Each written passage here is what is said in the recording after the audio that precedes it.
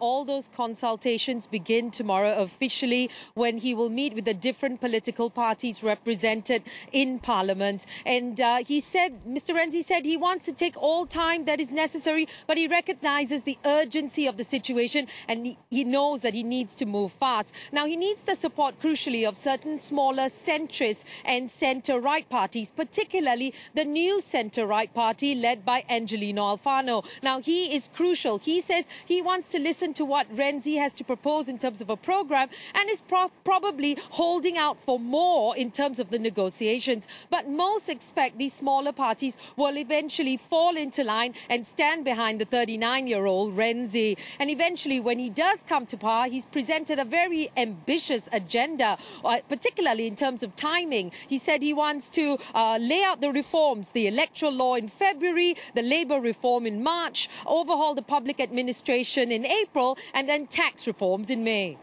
As you say, he's standing on a platform of changing Italy. Looked at from outside, it's not exactly a shock to see the Italian government falling. It happens pretty much every few months. Can he really change Italy?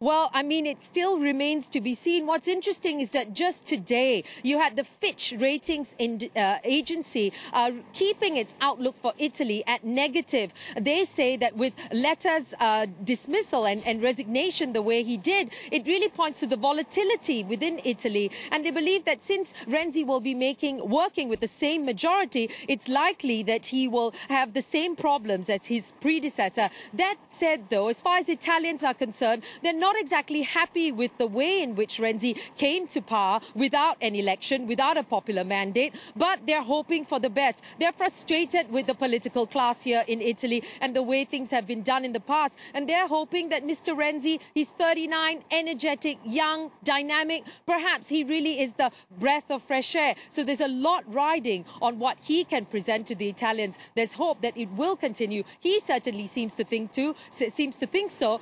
He believes that his administration should last till 2018, but we'll have to see.